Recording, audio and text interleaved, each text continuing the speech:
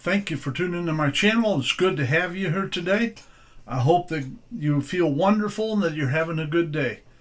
I want to talk to you about a true story that happened at our church years and years ago. We were having a Sunday morning service, and right when the preacher got up to preach and had just opened in prayer and just started into the sermon, the back doors of the church flew open. Now, we had two vestibules. You had to come through the front door as a vestibule. And then there was another one, and that's where the men's restroom was at, and the baby nursery. Then there was two doors that went into the sanctuary, and that led you into the sanctuary. This guy throws the doors open to the sanctuary, and he sashays real slow, looking from one side of the congregation to the other, all the way down, smiling and laughing like he was possessed. Now, here's the unusual thing to add to that. This guy was wearing a cowboy hat. He had cowboy boots on. He had a scarf tied around his neck that hung down to his knees. He had a bathrobe on and a cigar, a great big long cigar sticking out of his mouth. Now, it wasn't lit, but he had that big old cigar in his mouth. He walked right down to the front of the church, took his time sitting down, and sat down on the very front pew. All right? It was not good. Everybody in the church, you could hear people murmuring. The sermon just started, and here he came in. Then he turned around and said something. There was two or three women sitting right behind him in the second pew. Hardly anybody sits in the front pew in church. That's just the way it is.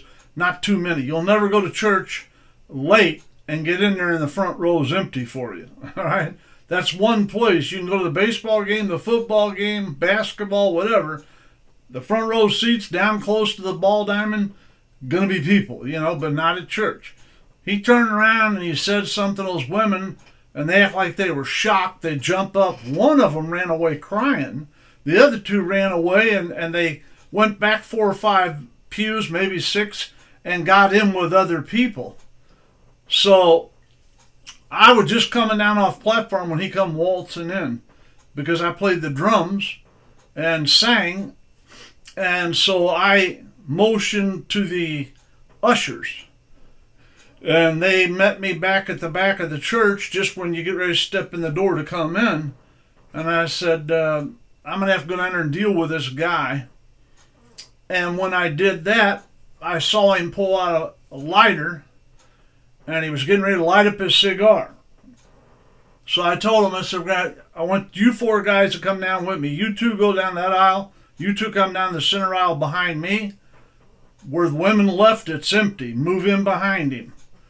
And we're going to have to get him out of here. So I went down there and I said, hey, sir, I hate to bother you. You can't light that cigar up in here. He told me, who are you? And I said, well, I'm a board member at the church, and we don't allow smoking inside the house of God, and you're dressed inappropriately for church.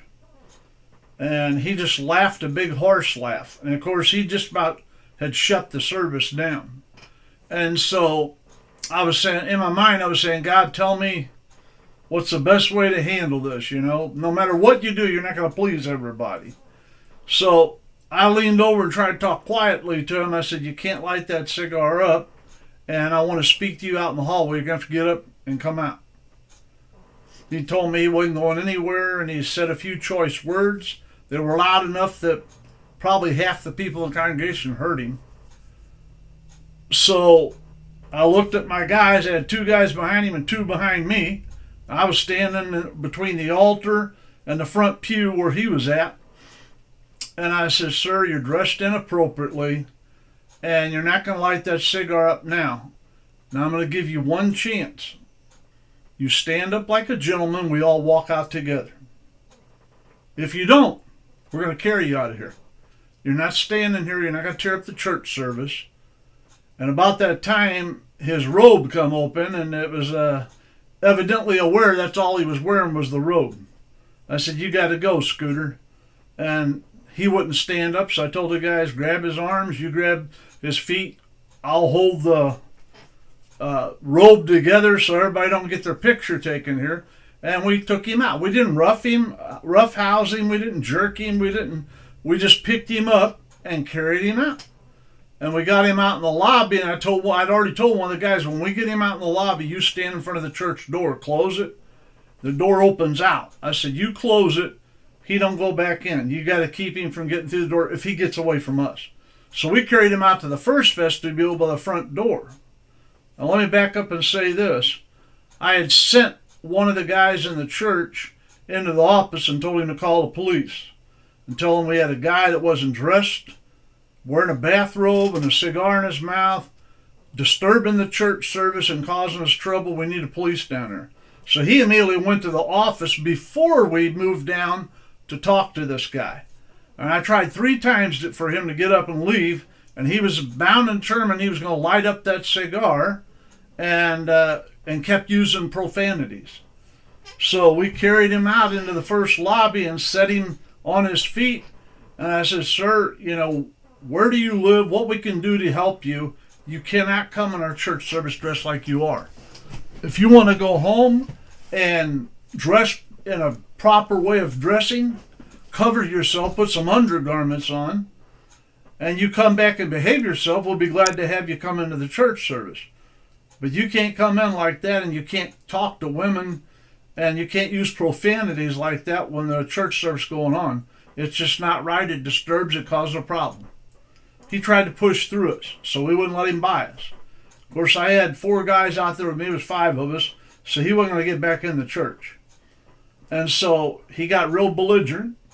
Then he tried to fire the cigar up again and told me he was going to smoke it anyway. And when he pulled the lighter out and lit the lighter, I put my hand on him, and it kind of burned my hand a little bit. I closed the lighter and took it away from him. And he said, that's my lighter. I said, you'll get it when you leave. You're not going to light up in the church. And so he was chewing on that cigar, and he was really starting to holler obscenities and getting loud. I was afraid it was going to get back in and disturb the service again.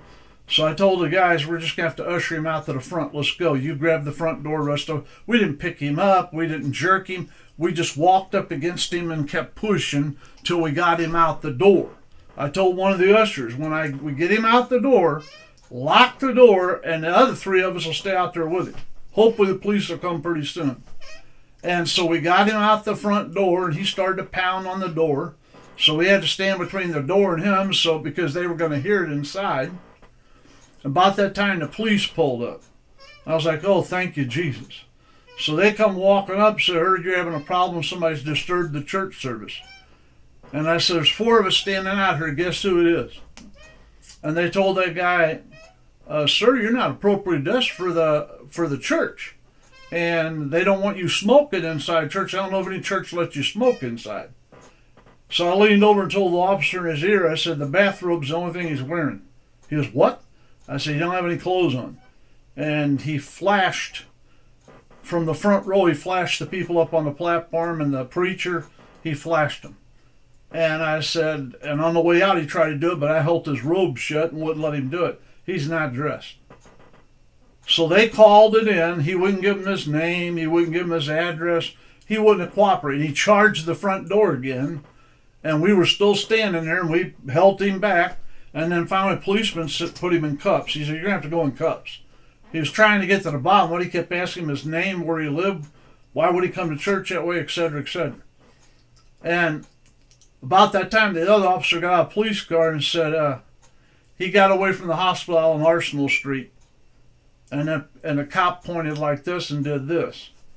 Well, they had a hospital on Arsenal Street in St. Louis that was a mental hospital. And he walked away. I guess we drove by there for years and years. I've been by there 1,000 times. There was a lot of people sit on benches out there, walked around the yard that were patients, but they were wearing pajamas, slippers, and a robe. They wasn't naked. And he ran off from the place.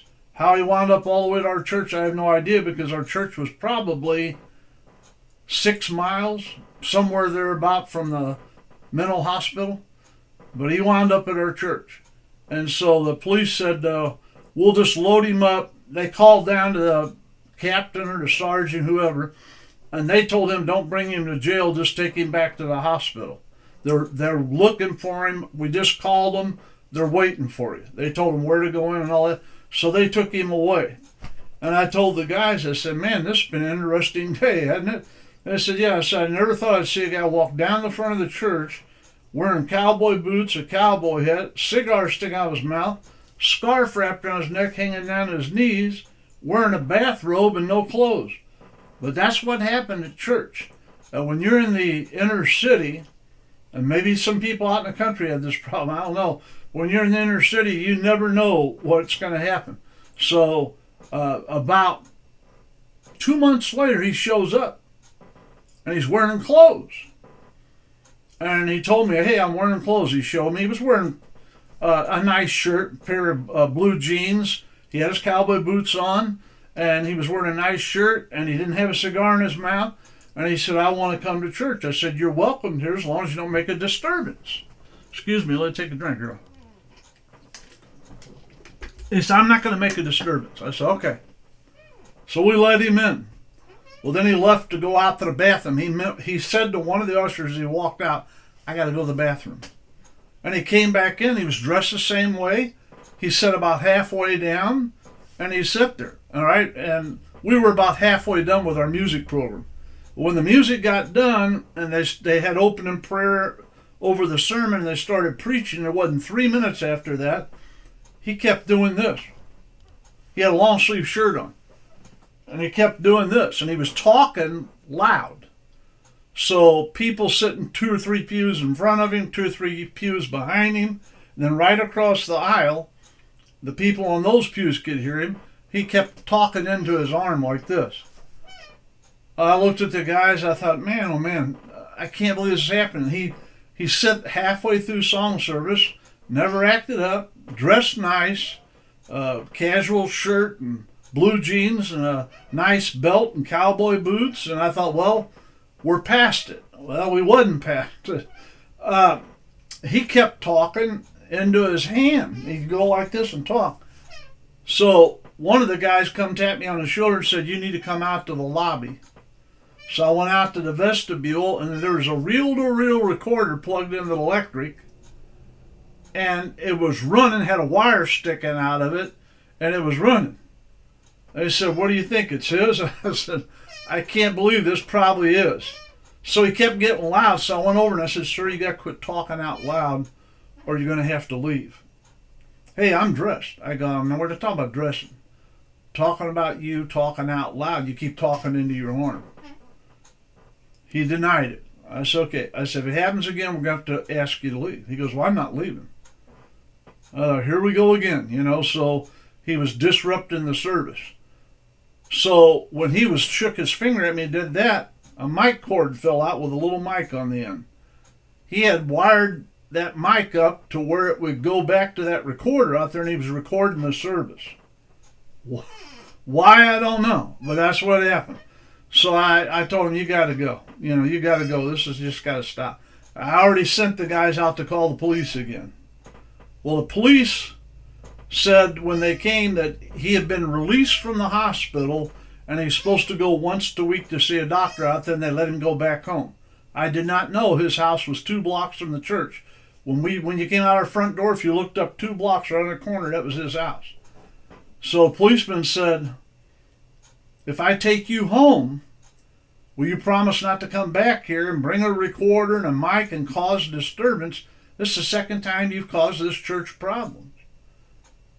He said, yeah, I won't do it. I didn't know it was against the rules. So they drove him up there. And so he comes back about 20 minutes after the police leave, and they're about a third or halfway through the sermon, and he's got a walkie-talkie, and he starts talking on the walkie-talkie when he comes through the front door. And we immediately, when I say front door, the door to the sanctuary, not the door to the church. So we met him right there and stopped him. We ushered him out, and he had put a walkie-talkie out there in the lobby. Why, I don't know. Just sitting in the lobby, he had one in his hand.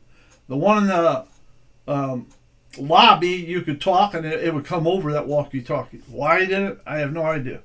So I said, because I didn't see a recorder there. I don't know what the reason was doing that. We called the police again. This time they took him back to the hospital. So I thought, man, oh man, this is just unbelievable. I wish we could help this guy. I wish we could do something for him. We tried to pray with him. He didn't want to be prayed for. We tried to tell him you can't tear the service up. He had mental issues. So I asked the police a day or two later, I called down to the police station, and they looked on their log or whatever they do. They found, who I was talking about, what was going on. I said, is this going to be a habit? Do I call you every time he comes? I mean, if he would come and just go to church, we'd let him in. But he just really disrupts everything. Plus, he uses a lot of profanities and says things that aren't good to women. And he said, if he comes back, call us. And he said, you may have to get a restraining order against him if you do that. And he comes back, we can arrest him. I said, well, they were going to arrest him the first time he was here when he was naked. But they found out he got away from the hospital, so they took him back to the hospital. And they said, well, we'll, just call us and we'll take care of it. So after church, I talked to the guys. I said, I think it'd be best for a couple, 3 months if we all took turns and somebody sits at the front door of the church out in the lobby. You sit in the lobby, and if we have to, we lock the door. We got 2 windows in it. And if somebody comes up the door and you see who they are, you can go and lock it and tell them, come on in. Glad to have you here and all that. When they leave, close the door and lock it. To make sure we can keep this guy from getting back in. And sure enough, I'll tell you this, and then we're going to close out. I'm it's kind of sad and a little way funny, but it's mostly sad because he had mental issues. He showed back up about a week later, but the door was locked and a guy was sitting at it. He couldn't get in, so he started beating on the door really hard. So that guy came and got me. I grabbed a couple of the guys, went back out. I said, don't let him through the door when we step out. And I stepped out, and he seemed a little more rational than usual, but he was still acting strange. And so I told him, if you're going to come in and behave yourself, you got no recorders on you, you're not going to talk out loud and say obscenities to women, we'll let you come in. If not, you're not getting in the door. And I said, and we're going to pat you down before you come in. I'll make sure that you don't have anything you shouldn't have. He goes, well, I guess I'll just go on home. I said, well, I wish you could worship with us. We'd love to have you, but you have mental issues, sir, and you're being treated by a doctor. You've been in and out of the hospital numerous times. I'm sorry, but you just can't disrupt the church. So he said, well, I'll just go home. So he went home. And so we'd see him once in a while out on the street, or he'd walk by the church, but he never caused us any more problems. Only one small thing. We had some guy and his wife trying to get in their car and leave. He was trying to talk to them. They ignored him because he said something that got his wife to crying, and the man almost got into it with him. And one of us ran out there and said, hey, that's that guy. He's mentally unstable. Don't touch him. He's not all there. Get in your car and go. Well, he got up on the hood of their car and was going to keep them from leaving. So I went over there and I told him, I said, sir, I know you have problems, but will you please get off the hood of their car so they can leave? If you don't, then we're going to do something we never did before. We're going to press charges against you, and you won't go to the hospital, you'll go to jail. Then if they want to transfer you to the hospital later, I don't know how they operate it down there, but I've been talking to them. They said they will arrest you, keep you on a 72-hour hold down at the jail, and they'll contact the hospital. If you want to go back to jail and go back to the hospital, then just keep sitting there. If you don't, I advise you get off the hood of their car. We're trying to work with you here. He goes, well, I don't want to go back down there. So he got off the hood of their car and he started walking down the middle of the street. And they went on left. After that, we never saw him again. Only on the street, never at church, never right out there on the sidewalk in front of the church or anything. He finally went away. It's sad, but some churches have things like that happen, and you have to deal with them. And nobody likes to, but there's all sorts of people in the world, and there's all sorts of people in our country, and when people are mentally ill, sometimes they don't act right. but you just deal with them on a one-on-one basis. You try to remain calm. You try not to upset them, and you try to do everything you can like we did. We didn't want him to be put back in jail or put back into the hospital. I thought he probably needed to be in the hospital, but we tried everything we could, and we did. The whole church prayed for him 3 or 4 times publicly at the end of service. They had everybody stand up and pray for him, and so we did what we could. But things happen at church. Don't always come out the way you think it ought to be. All right. If you get a chance, please hit the subscribe button, bottom right-hand side of the screen. Or there's a little picture of me comes up at the end. There's another video. If you hit on that little round thing, if you give us a thumbs up and subscribe, it'll help us get this pushed out to other people. I hope you got something out of the story. Hope your churches never went through anything like that. Hope they never do. It's really sad. It tears your heart up to see something like that. But things happen at church. Thank you for your time. This time, till next time, Old Rev May signing off. You have a wonderful day, and God bless you.